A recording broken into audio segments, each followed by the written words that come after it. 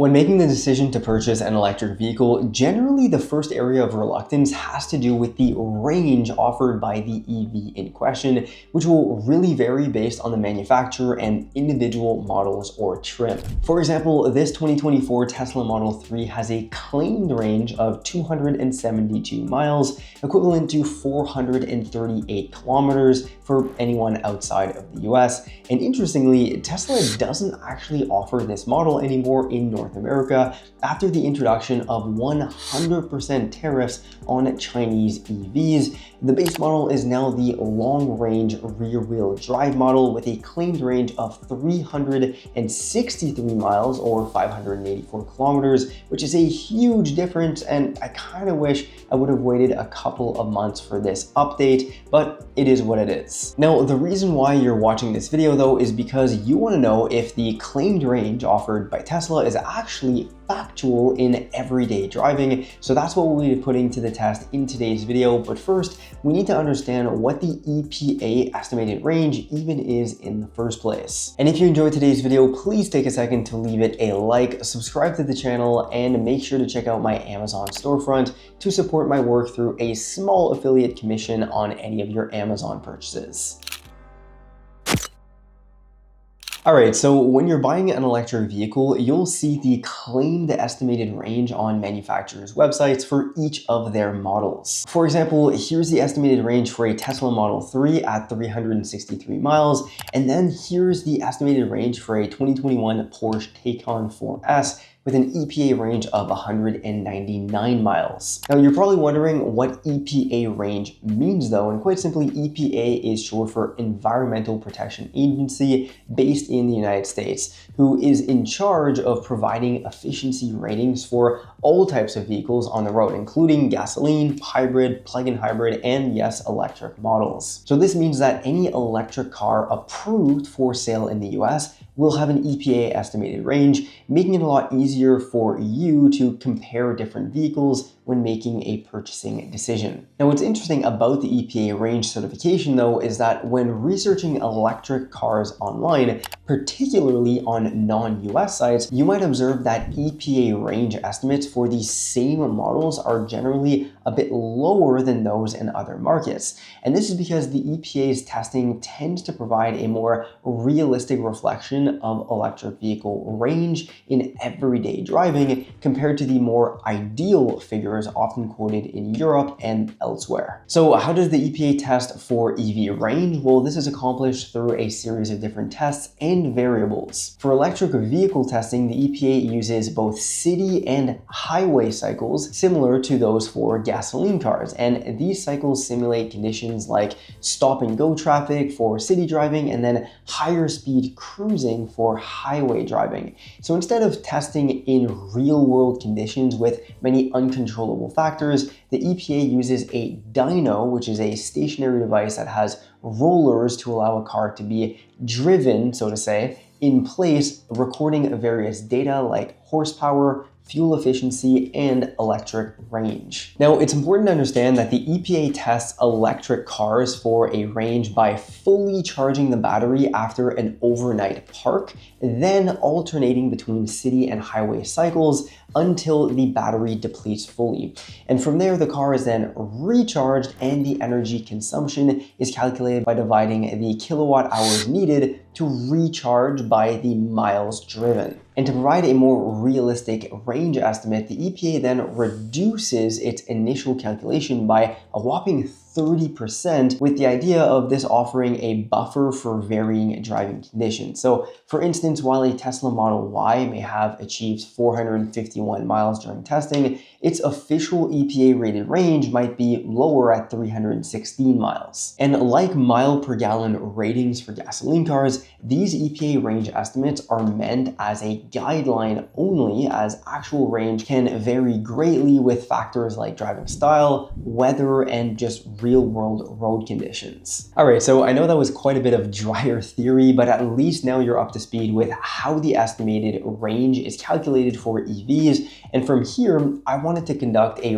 real world test with my 2024 Model 3 that has a claimed range, once again, of 438 kilometers to see just how close to this range my car can actually get. All right, so with that said, today's test is going to be done similarly to how the EPA tests for range, where I'll be charging up my vehicle to 80% and then driving from my house all the way to Toronto, which is roughly 450 kilometers away. And in that time, I'll be doing some city driving at first, but then mostly highway driving for a rounded approach to this test with various driving conditions. All right, so it is now the next morning and I'm gonna put the destination inside of the navigation. So we can see I charged it up to 87%. That's what it charged up to overnight. And we have it set here where we're gonna be leaving from Ottawa and going all the way to Mississauga for a first leg of the trip. That's around 2 hours, 28 minutes over a distance of, how far is that?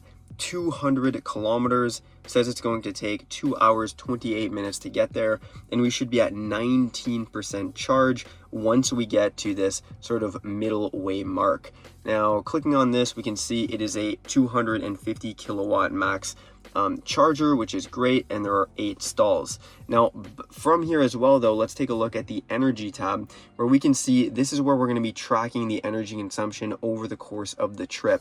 So we can see MADOC here, projection of 19.3% once we get there, and we're going to be able to see throughout the course of our trip here how much energy is being consumed for driving, climate, battery conditioning, and so forth. So let's take off on the trip here, and we will give you some updates once we get to around MADOC, Ontario, which is once again around 200 kilometers away. Let's do it. All right, so first stop here, we did 36.9 kilometers from my house to get to Chick-fil-A, which is on the road to Toronto, and in that distance, we ended up consuming 9.6% of the battery's charge, which happens to be 1% more than the estimated consumption. And from here, we had 79% charge left upon leaving. After the food pit stop, we drove roughly 2 hours over 172 kilometers to get to our first supercharging station at around the halfway mark in MADOC, Ontario, which, if we combine that with the 36.9 kilometers driven since the last charge at home, this means we drove a total of 209 kilometers. So let's see how much charge was consumed during this drive. Jesus. See how fast that guy was going?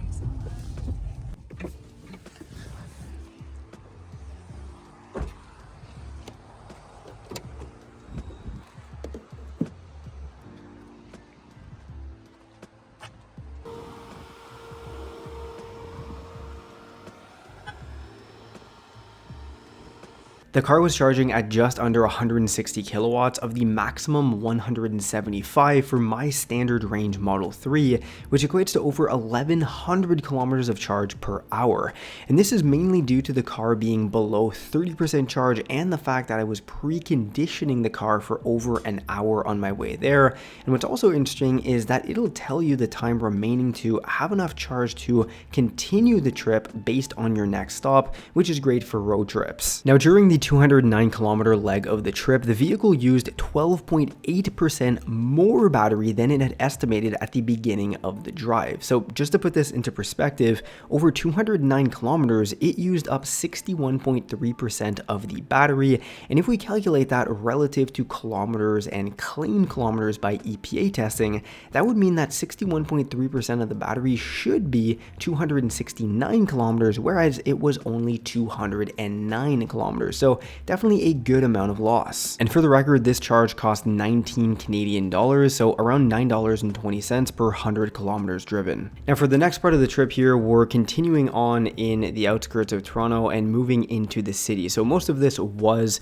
some highway driving, and then the last part of it did end up being in the city with quite a bit of traffic. But this was roughly 219 kilometers of driving once we left that charger to bring us to this supercharger right here at the Fairview Mall. So 219 kilometers. Let's take a look at what the battery consumption looked like during this leg as well. Now here's a glimpse into the energy consumption during this leg of the trip. So once again, we're seeing a higher consumption of energy than what was previously estimated by the vehicle. And surprisingly, there are no range tips available to give us insight into why this is. I'm not driving fast or accelerating hard. It's not overly cold out. And realistically, this is a phenomenon that I have experienced a lot over the past 4 years of Tesla ownership. It is extremely difficult to hit the claimed range of a Tesla.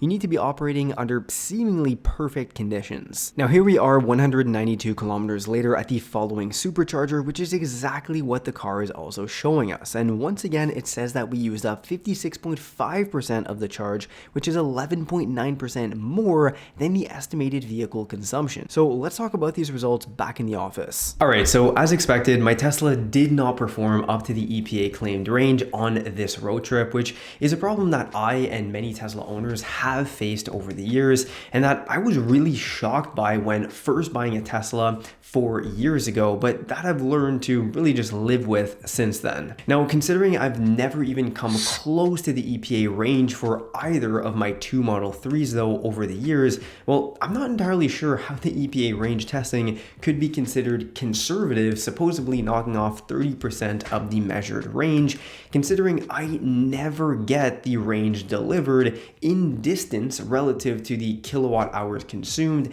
to get me close to that claimed EPA range, at least within the confounds of a 20 to 80% state of charge, which is where you would want to keep your car's battery anyways though. And I know Teslas are able to go past the 0% mark for a handful of miles, so total range from 100% all the way down to 0% may very well get us closer to the EPA's range estimates, but realistically, no one's ever going to be driving like this in the real world. Most people will be keeping their state of charge within that 80 to 20% range, which is where I've never managed to get a range that would lead me to believe that 438 kilometers would ever be possible. The battery in my standard range Model 3 has a capacity of 57.5 kilowatt hours, and the first supercharge that I gave it midway through the journey gave it 33.25 kilowatt hours, which would equate to 57.8%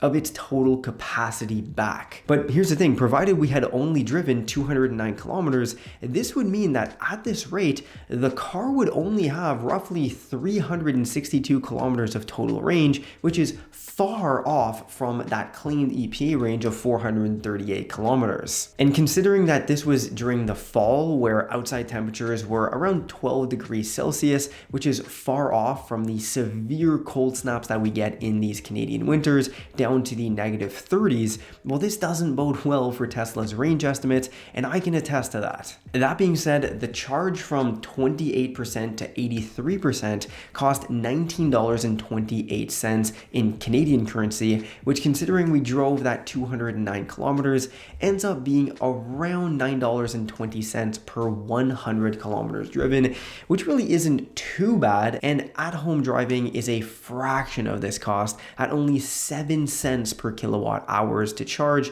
on average at home on my home charger. So all in all, my range issues do persist though with Teslas and probably EVs in general, where my conservative driving still doesn't seem to even come close to EPA range estimates, leaving me needing to recharge much more often on road trips than I'd had hoped as a new EV buyer. Make sure to let me know down in the comments though, does your EV come closer to the claimed range? I'd love to know, and also let me know down in the comments if you'd like me to do this test during the winter, during a really cold period of the year, where I'm assuming the results will be even more depressing, unfortunately. So make sure to subscribe to the channel for more Tesla content, leave this video a like if you enjoyed it, and make sure also to check out my Amazon storefront for great accessories if you own a Tesla. So thanks a lot for watching. One of these two videos might interest you, and with that said, I'll see you in the next one.